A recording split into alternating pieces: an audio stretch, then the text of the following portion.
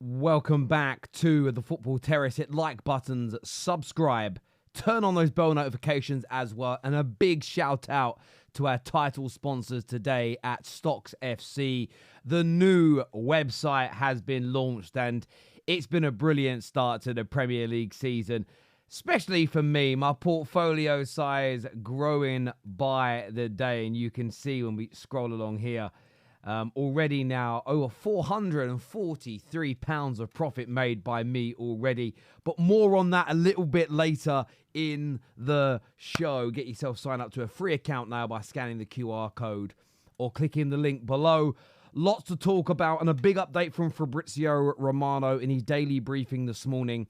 He says that Mikel Merino to Arsenal is really close. He says plus 2 potential exits. He says we're in the final meters and the final details of Merino to Arsenal's deal, with my sources indicating that it could be something like 24 to 48 hours before we can say, here we go. It's really, really close.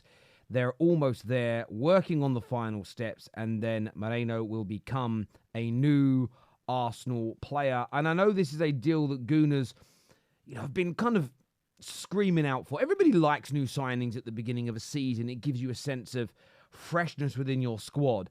But I also then think it's going to give Arsenal just under 2 weeks to go and focus on this attacker that they want, plus the potential exits out of the door as well. We've seen Smith Rowe go. I think Gooners really want to push for the likes of Nelson or Eddie Nketiah to go, especially then if an upgrade is also doable. But in terms of Merino, we know how talented he is. We know how strong he is. We know the ability that he brings into the midfield. And at such a good price as well. The extra strength in depth, the extra body in the midfield, and the overarching increase, the increase in quality, the floor of quality rising at Arsenal with this signing is imperative for them to try and win a Premier League. We saw yesterday, fairly comfortable for large parts against Wolves. Not of their scintillating best, but I almost think that's perfect at this juncture of the stadium.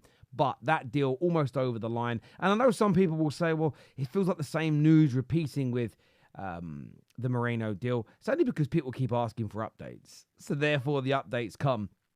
So there we go. That is going to happen. Moving on to Chelsea. Ben Jacobs here states that Chelsea and Atletico Madrid are close to a breakthrough for João Felix, which would also allow Conor Gallagher to finally move. Chelsea have offered around 45 million all in. Ati have said for a week they will try and sell at 50 million euros. So the structure being worked to find the compromise, but it does look as though that deal is close, according to the brilliant Ben Jacobs, who is very, very close to people at Chelsea, has a lot of contacts there. So highly likely that this deal goes through. And then just like with Arsenal, I think Chelsea's focus will then go to their pursuit of Osimhen.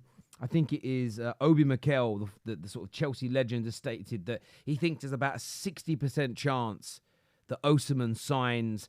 That will happen after the João Felix deal is complete and Conor Gallagher goes in the other direction. But Chelsea, it looks as though Felix will be returning to your club. I want your thoughts, feelings, and predictions for where you think he's going to fit in.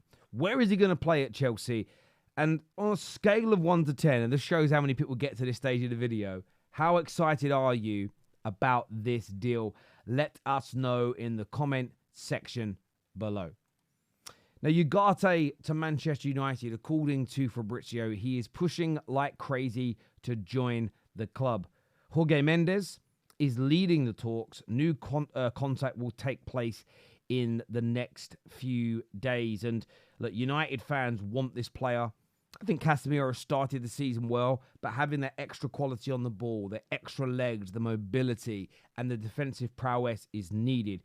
And what we really did see in the game against Fulham is it took us a little bit too long, in my opinion, to gain control of the game. But as soon as we really started trying to put our foot on the gas and put the attack on, the holes in the midfield appear. That is where more mobility, more physicality, and better athleticism is needed. Those attributes are key in those moments. Ugate fits that bill. It's a deal I think United have to get done.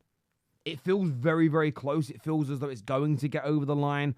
I would have liked it to have been done sooner, but important to get the players in for the right price and set the precedent. But I had a few DMs in the last few days just asking me, Terry, what's your thoughts? Do you think Man United will get it done, get it over the line? My honest opinion is yes. I think we will get it complete. I think we will get it over the line, but it's just taking a little bit more time to ensure the deal is right. The positive element is the player is still pushing hard and the deal is still alive. As we mentioned at the beginning of the show, StocksFC is really starting to kick into life now that the new Premier League season is here. And this is the real fun element now, which you wouldn't have seen during the summer. When you go here to the rewards page, this shows you, and you can scroll along really. We'll just put the midfielders on for the moment. This shows you all the players that have available stocks that played yesterday. It shows you their... In green, it shows you the points that they totaled, the total points in totality, and then you can scale it down. So you can hide the players on no points. I'm going to show only the stocks I have. So I had 4 of my midfielders play yesterday, and I got 172 points. That will go to my rewards, and that is very much how I am using StocksFC. Yes, it's nice when I go back to my portfolio to see my profit and loss currently up. You know, I'm up by over £443. But if you look in this column here, my rewards is still only at sort of £7 because there've been no games. I've been building this throughout the course of the summer. So for me, this is where I really want to build my income from. And I believe I'm building a squad of players with the likes of Haaland, with the likes of Onana, Bruno. McTominay was such a great investment yesterday because I got him at 60. I repeat, 60 pence per stock. He's already gone up by 41% from that point. So there's loads of great bargains. You can see his price now starting to rise as an example. So look, whatever your strategy, get yourself. It's better to start sooner rather than later when it comes to StocksFC. So go and check it out now. Go and get yourself an account set up. I absolutely love it. I love having it on during the games, watching how my players are doing, how they're performing, what it's doing to my portfolio. I find it a great way. I prefer. Listen, there's FPL. There's all sorts of things you can do, but this for me is the one. Now, staying with Manchester United, we know that obviously Ugate is looking and pushing forward, but also what's really intriguing is that Scott McTominay has agreed personal terms with Napoli. The Italian side are currently saying they can't afford the valuation unless they sell Osimhen. And I'm not one of these people that's going to do, you know, that dead banter, that awful banter that the betas do. Oh, thank you for helping us get rid of a player, or thank you for helping us to sign a player. I'm not going to do that if Chelsea sign Osimhen. They'd be signing a quality player. But it would benefit Man United. If we could raise somewhere in the region of 30 million for Scott McTominay and then invest that in a Ugate, the improvement is night and day. And although, yes, it would see probably Chelsea, there's still the outside chance of Arsenal, but probably Chelsea improve their team and improve their squad. I'm not really focused on anybody else in that way when it comes to Man United. We need to improve. We've done it with De Ligt and Lenny Yoro. We've done it when it comes to AWB and Mazawari. We have done it when it comes to bringing in Joshua Zirkzee, as we have already seen. McTominay out, Ugate in. Yes, you're losing that box-crushing element to try and win you games at the end of the football match. But we have 2 number 9s that should be able to do that. We have young strikers that we can bring in to help us do that. What we need is more control, more defensive prowess, and better ability in the central midfield areas. So fingers crossed, Napoli get this deal done. And the big completed news of the day. And look, I want to know how Spurs fans feel about this, but Mr. Ornstein has published that a full and total agreement has been reached between Leicester City and Tottenham Hotspur over Oliver Skipp. Around £20 million for the 23-year-old midfielder. He's set to undergo his medical today. And I do actually believe the teams play each other tomorrow, don't they? Yeah, they do. They do. It says it there on the tweet as well from David Ornstein. They play each other tomorrow as well. But Ollie Skipp gone. What next for Tottenham? They've made some decent signings this summer, but it's been hard to talk about them. We spoke at large about the Solanke deal and how good that is. I think Archie Gray is an excellent signing for them. But what more Tottenham fans tuning in do you want to see? Oliver Skipp, we know he's decent. You know, he'd be a top-class championship player. I think he's a low-level Premier League player. So you need to move the floor up. Like we're seeing Man United do. McTominay out, Ugate in. You can see the rise. We look at Arsenal and you see the likes of El Neni and Smith Rowe leave. And then you get Merino coming in. What do Spurs fans want to see in this particular situation? Let us know in the comment section below, my people.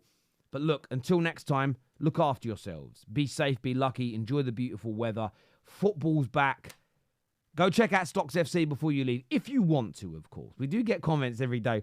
Terry, I just don't want to play StocksFC. And you don't even need to say that. Just don't play it. Do you remember that really famous Ricky Gervais joke where he kind of said, the world's so sort of self-centered now? It's like going down to your local town centre, seeing somebody advertise guitar lessons, phoning them up and screaming, but I don't want guitar lessons. It's weird. If you don't want to use it, you don't want to play it, don't. Loads of us, over 10,000 of us are now playing it, which is great. We're having a good time. Leave us to it. We're not hurting anyone. Listen, everyone, take care, goodbye, God bless, and we'll see you all again soon. Peace!